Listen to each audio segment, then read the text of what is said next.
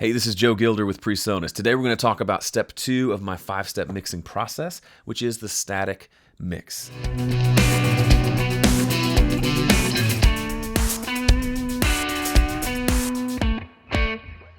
Now, you're going to want to jump in and start throwing plugins all over the place, and we'll get there, I promise. But the first thing you need to do is achieve balance in your mix. If you start throwing plugins into a mix that's not already pretty balanced, you're just going to create more problems. Trust me, I've seen it happen time and time again. Sometimes the things that you're trying to fix with plugins could be more simply fixed by simply turning the track down or turning the track up. So there's only one rule in the static mix, and that is no plugins allowed. All you can do is adjust the volume, the panning, and the phase. We'll talk about phase in a minute. Let's dive in. All right, if you saw the last video in this series, this is where we left things off. I've got all my tracks imported. They are in the proper folders, routed to the proper places. Now we need to start our static mix. First thing we want to do, if you're using Studio One, make sure you come over here to this little wrench inside the mix window and select Input Controls. That makes this become visible. This is a really cool tool that they just recently implemented in Studio One. You used to have to use something like Mix Tool to adjust the trim of tracks and to flip the polarity.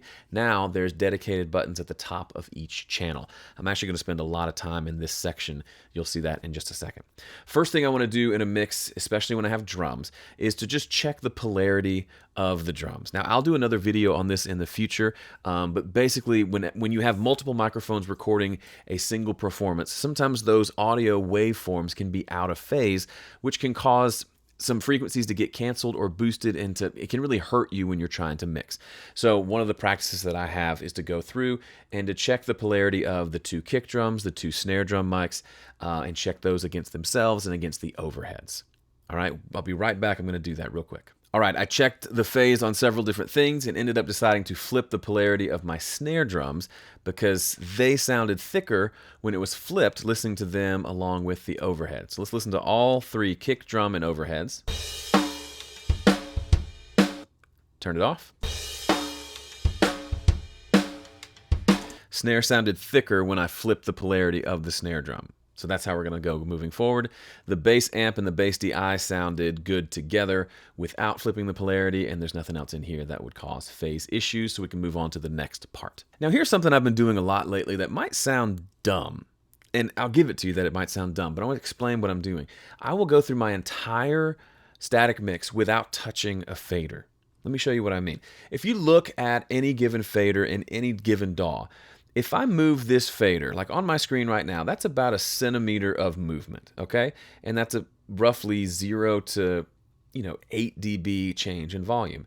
Now, if the tracks are too loud, for example, which is the case 80% of the time when someone sends me something to mix, the tracks are just really loud. I have to turn things down.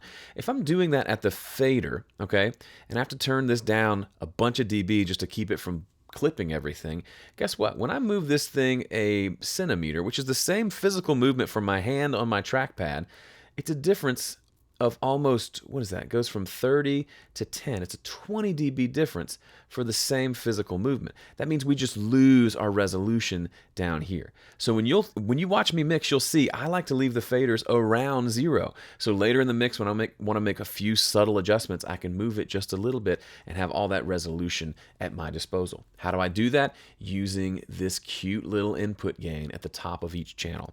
I'm not as concerned about getting the gain to a certain level. I just want it to come through when my faders are all at 0. I want to have a nice sounding static mix by just adjusting these gains to get my levels where I want them to be. Moving forward, when I use plugins and start to really dive into the mix, then I will adjust these faders slightly up and down as needed. But for this section, I'm going to leave all the faders at 0 and move just the volume here and the panner here and see how good of a mix I can get. The challenge here is to make the mix sound amazing without any plugins. If you can do that, if you can invest the time to get an amazing sounding mix by just adjusting volume and panning, you will have such an easier time completing the mix. If you've never tried this before, just give it a shot. If you think I'm full of it, you can come back and let me know, but you have to try it at least once. I think you'll find the mixes will come together so much easier if you take the time to get a good static mix up front. Now, to keep this video from being super long, I'm not going to document the entire static mix process, but I will show you a couple of things. Instead of trying to listen to all the tracks at once and adjusting all the levels, just do them section by section. We've already grouped things together like drums, so just start with the drums and work on your mix from there. Something like this.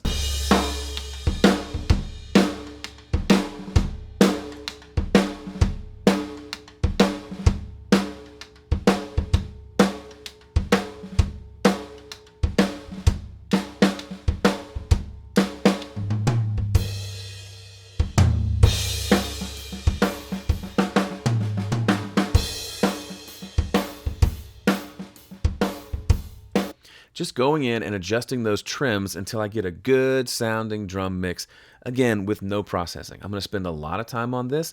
Then I'm going to turn the drums off and go with the bass. Get the bass and drums working. Then I'm going to listen to the guitars, and then the keys, and the acoustics, and the vocals, and go through that whole process until I've got a nice, balanced mix with 0 plugins. Okay, now it's time for me to do my static mix. Here's how that'll work for you. I'm going to hit play and let you hear before I do my static mix, and then the video will transition and let you hear what it sounds like after I do my static mix, so you can hear the fairly big difference that you can make by simply adjusting levels and panning. Okay, let's do it.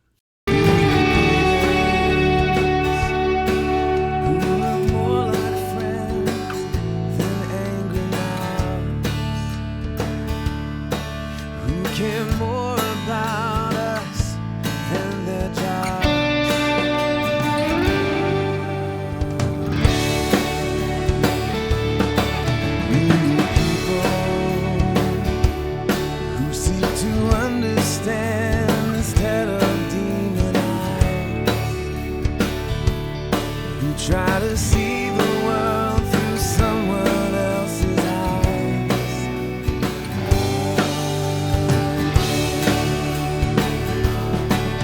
The world is not the way it's supposed to be. Change is coming.